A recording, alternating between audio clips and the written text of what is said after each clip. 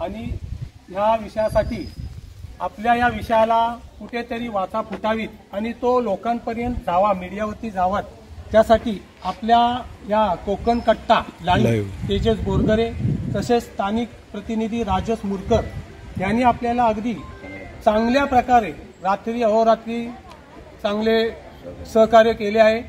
तसेच त्यांनी सहकार्य केल्याबद्दल मी सर्व शाळा व्यवस्थापन कमिटीच्या वतीने आणि ग्रामस्थांच्या वतीने कोकण कट्टा लाईव्हचे जाहीर आभार व्यक्त करतो। त्याचप्रमाणे कोकण कट्टाने ज्या 3 महिन्यापासून जी बातमी वेळोवेळी आम्हाला दाखवली गेली त्याबद्दल कोकण कट्ट्याचाही अभिनंदन आणि मी पूर्ण गावाचाही अभिनंदन। आज दाभोळ जिल्हा परिषद कन्या शाळा या शाळेचे छप्पर दुरुस्ती व्हावं यासाठी सर्व माता पालक आणि ग्रामस्थांनी चांगल्या प्रकारे सहकार्य केलेलं आहे। आज जो विजय जो झालेला आहे हा विजय जो आहे तो एकजुटीचा विजय आहे।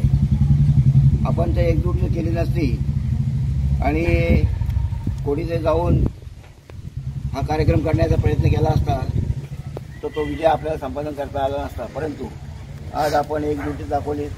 सगळे पालक आपल्या कन्या शाळेचा जे दुरुस्तीचं काम आज पूर्णत्वात आलेलं आहे त्याचा सगळा विजय आपल्या दाभोळ गावातले ग्रामस्थ आणि महिला आणि नारी शक्तीचाच हा विजय झालेला असा मला वाटतं। कोकण कट्ट्याने ज्या 3 महिन्यापासून जी बातमी वेळोवेळी आम्हाला दाखवली गेली त्याबद्दल कोकण कट्ट्याचाही अभिनंदन आणि मी पूर्ण गावाचाही अभिनंदन। आमच्या शाळेचं काम दुरुस्त झाल्यामुळे आम्ही तुम्हाला सगळ्यांना अभिनंदन करतो। त्याबद्दल महिलांचे तर आहेच, परंतु काही ग्रामस्थांनी देखील स्वतः सहभाग घेऊन आणि कामगारांनी देखील काही वेल्डर लोकांनी म्हणा किंवा बिगारी लोकांनी म्हणा हे स्वतः मेहनत घेऊन हे काम पुरं केलेलं आहे।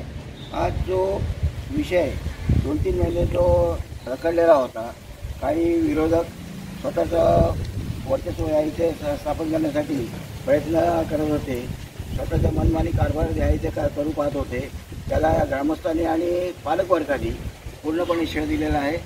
आणि आज मी मागच्या वेळेला पण सांगितलेलं होतं की हे विद्येचं मंदिर आहे, विद्येचं मंदिर कायमस्वरूपी राहायला पाहिजे, उलट त्याचा विस्तार झाला पाहिजे।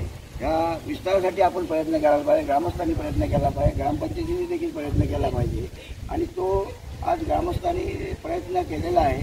आणि आज त्याच्यातून हे पूर्णपणे जे विरोध असताना देखील कणकर विरोध असताना देखील आज हे बांधकाम पूर्ण झालेलं आहे। ज्या बांधकामाला आम्हाला जी वर्क ऑर्डर मिळाली होती ती वर्क ऑर्डरप्रमाणे काम पूर्ण झालेलं आहे। आणि आज हा जो विजय झालेला आहे हा सर्वांचा विजय आहे, पालकवर्गांचा विजय आहे, महिलांचा विजय आहे आणि संपूर्ण ग्रामस्थांचा गावाचा विजय आहे। एवढंच बोलून मी माझे 2 शब्द आपण आपल्या जिद्दीने आणि आपल्या चिकाटीने जे 2 महिने गेले 2-3 महिने जे संघर्ष करत होतात त्या संघर्षाला आपल्याला चांगल्या प्रकारे यश आलेलं आहे। आणि यश असा सुद्धा नाही की तो भरभरून यश की असा म्हणायला लागेल की आज या रत्नागिरी जिल्ह्यामध्ये पहिली गोष्ट अशी असेल की शाळेसारखी गोष्ट जर एका रात्रीने बनली जाते ती एक समोरच्या पालकांना लागीरवाणी गोष्ट आहे। त्यामुळे सर्वांनी म्हणजे आपण महिलांनी पालकांनी जास्तीत जास्त ह्या बांधकामाला म्हणजे वरच्या दुरुस्तीला आणि सगळ्या गोष्टीला जास्तीत जास्त सहभाग हा तुमचा महिलांचा आहे। आणि कसा महिलांचा सहभाग असल्यामुळे आम्हालाही ती तेवढी लढण्यासाठी मोठी ताकद भेटते। त्याच्यामुळे कसं आहे आम्ही चालवा तुम्ही धान असा एक प्रकार वेगवेगळा आहे तर सगळ्यांनी मिळून आपण जी आपली एक शाळा ही जमीन दोस्तो चांगल्या मार्गाने करण्यासाठी निघाले होते त्याला आपण बाजूला ठेवून आपली शाळा आपण पूर्ववत केलेली आहे। त्यात सर्वांनी प्रथमाची महिलांनी जी मदत केली त्याबद्दल आपण महिलांचे शाब्दिक आपण आभार म्हणतो। आपल्याला कार्यक्रम धोरण घ्यायचा होता पण आपण ते करू शकतो।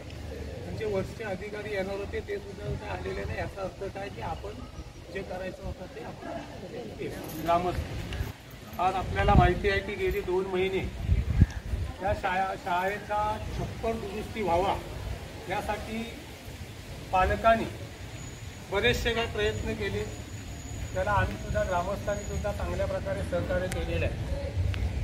ही शाळा दुरुस्त होऊ नये यासाठी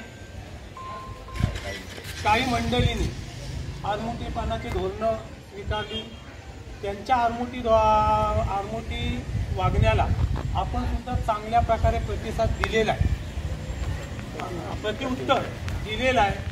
आणि म्हणतात ना की एका रात्रीत सेतू बांधलेला आहे, तसा आपण सुद्धा आपल्या या जिद्दीने आणि चिकाटीने आपण आपली शाळा म्हणजे आपले दाभोळचा विद्येचं मंदिर आहे. आणि जर हे विद्येचं मंदिरच काही लोक तोडून इथं नको त्या गोष्टी